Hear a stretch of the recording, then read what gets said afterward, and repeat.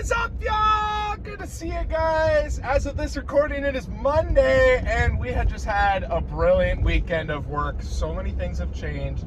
You guys have been so helpful. Guys, in this episode of Yapping in My Car Until We Buy a Nicer One, I want to talk to you guys about what I learned about working in an agentic development environment, because it has seriously changed the game. So stick around, tune in, get comfy, because we're going to talk about how my workflow has honestly felt like it has 4x'd in productivity. Okay, so first and foremost, I gotta say, this weekend, I've received so much feedback from you guys in terms of how I can improve my workflow for both vibe coding and streaming. So shout out to you guys for knowing it all. Shout out, because I'm an unk in this space, being at 26, because a lot of you guys are a lot younger than me, teaching me exactly how this is all done. So I gotta thank you guys for being patient with me, and thank you guys for showing me all the ropes in this. I promise to catch up to all of the fame it feels like we're getting here on this channel. We are, as of recording, we are going to hit 1,000. By the time you might see this, we're probably at 1,000. I am just like mind blown how we have already started to see compounded interest on our channel when I've only been doing this for about a month. It's insane. So thank you guys. It's been a blessing to work with you guys. Okay, the next thing I want to talk about, we were in the Hackathon over the weekend. So on Tommy Yip's channel, he hosted a 12-hour hackathon sponsored by Replit. And the hackathon consisted of, you got to choose between 3 different options for what you want to vibe code. So there was one for doing basically doom scrolling mobile games, like it's essentially just like TikTok where you're swiping through. There's another one where you get like a kid's story and you bring it to life. And then the third one was, oh goodness gracious, I can't remember. But anyways, we chose the first one, baby. Oh yeah, the third one was about like a vibe coder's passport. So I kind of saw that as like a project portfolio. I considered doing that, but we pulled the chat, and chat wanted to see option 1. So we made doom scrolling vibe coding games. Now, how did it go, Nick? That is a great question, chat. I have to admit, if you guys go back to that live stream, I will eventually have a long form summary and some clips that come around that. But woof, we did not do so well. We ended up on like the 10th hour, conceding, stepping down from the race, believing that we're not going to win this. So I pulled a Joe Biden and I said, I am stepping down. I concede I'm not going to win. That went big on Tommy's live stream. He came in, he's like, oh, Nick, I heard you Joe Bidening. And I'm like, Tommy, my man, yes, I am. I concede I'm not going to win. Because I saw our friend in the chat, J35, made essentially like the exact same thing I was making, but so much better. And he wasn't even in the race. He wasn't even in the Vibe-a-thon. He just did it for fun. And I'm like, are you kidding me? So we almost ended up cheating and taking J35's code. But of course, chat was riding with me. No, Nick, you can't be cheating. So I'm like, okay. So I ended up submitting my code. And yeah, the whole point was we added a bit of personality to it. So all of the games, either like the hero of the game or the antagonist of the game, are some like version of me. So it's like, if it's Plants vs. Zombies, like I'm the zombie and you gotta kill me. Great, right? Yeah. And then like all the collectibles are like Diet Cokes or Red Bulls, etc. It's all Nick's basement themed. So anyways, yeah, we had fun making that, guys, but oh my word, this is the part that I need to tell you about. Agentic development environments have changed the game for me massively. If you guys have been watching my live streams, I've just been using Claude desktop application, and I've been just ripping pull requests, just opening Claude instances, yapping away, making a small fix, sending it off, letting it be. So that process for me works okay if I'm like glued into, let's say, CoLateral, and I'm going tool by tool and I want to fix little variations. Like, that's fine. That is completely fine. Guys, the biggest thing that I learned from this hackathon is that I was not successful because I was, A, not working in a CLI So like I was not working in terminal views. So anything that I had to do for back-end development, I was literally doing manually. Because on the Claude desktop app, like the back-end stuff, like at most it will like give you instructions on how you can go set up like a Supabase, for example. But with CLI terminals, like that is all literally basically done for you. The terminal like takes over Google Chrome, it takes over your computer, it literally fulfills whatever you need to do. It is bonkers, guys.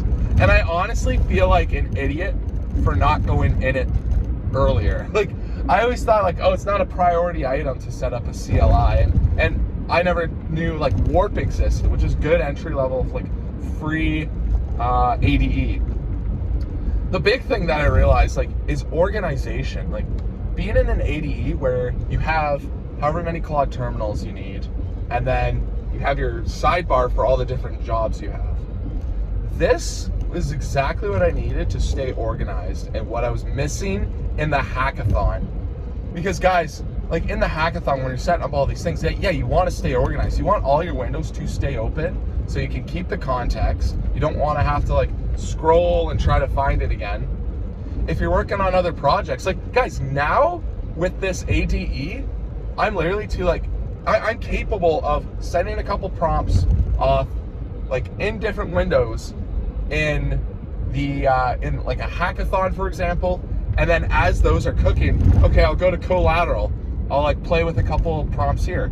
Okay, now I'll go to my social media distribution pipeline. I'll send some prompts here. By the time I do that, boom, I'm all the way back at the hackathon. It is like it's a workflow that is always open for me, and it is literally brilliant how much more efficient things are coming, guys. So I will be showing off this AEDE every single day.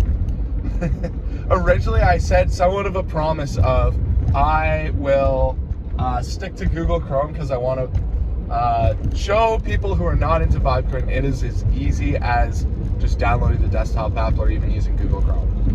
Guys, I'm changing my mind on all that. The CLI format, it changes everything. Guys, it is so easy to work in it. And also, the biggest thing that I learned that is so beneficial for just my workflow, literally just ask Claude Code, when you finish a prompt, I need you to give me a recap, okay, bullet point recap of everything you did, including at the bottom anything that I need to do next. And then after that recap, provide a next prompt to be input. So what's the next step? And guys, that has changed everything drastically. Last night off stream, I set up some backend stuff for CoLateral, and I didn't know what I was doing, and it was literally telling me the next thing I had to do. Like I didn't know how to plan stuff. Guys, the thing is, you don't know what you don't know. But Claude knows what you don't know. And so it literally told me, what's the next prompt? So I'm like, okay. I was literally up until 1 in the morning. Mind you, I'm driving to work now. I was up till 1 in the morning following this process of like, yep, let's do the next prompt. Yep, let's do the next prompt. Yep. Because the prompts I was giving were brilliant. Were absolutely brilliant. Guys, CoLateral is about to go live. Like I originally said August 1st. Guys, we can literally send this out live like today. I already have a website cooking. Like we are so close. I almost have like a help center email. Like guys, like it literally set me up a whole domain and everything. And I didn't even have to like come up with the idea of it. So highly recommend that you tell your terminals, please just give me a recap in the next prompt. It has changed the game. Like now I essentially just like copy paste the whole time. It is mind blowing. And like, yeah, of course I'm reviewing to see what it does, but it is just so brilliant how my workflow has evolved. And I got to thank you guys for all the feedback on every single bit of that. So yeah, I just wanted to show you guys that, you can go a long way. It just, you have to learn something new every single time. Just take it one day at a time. Even if it's like itty bitty changes, things will massively change. Literally your progress is compounded too. So if you're on like YouTube and you're live streaming, your interest will, like, your audience will compound, sure. But you, as like how you learn stuff in the space, will compound too. Like your knowledge bank builds upon itself and it compounds, and as a result, like your workflows, I'm not even joking when I said like I literally 4x this because I'm so much more organized, and it literally chooses the next prompt for me. Like I'm literally just there just watching to see like, okay, yeah, go ahead. So guys, keep fighting, keep sticking around. I want to show you guys this process, everything that I'm learning. So make sure you tune in for the live stream. I'm probably going to live stream tonight at about, I like 7 o'clock again. So I'm going to get off work at 5, drive home and eat, get ready for the live stream. It's going to be amazing, guys. I cannot wait to show you guys this workflow. Seriously. So anyways, I'll leave it at that. Thank you so much for tuning in to this car yap. Hope to see you in the next one, baby. We'll see you later.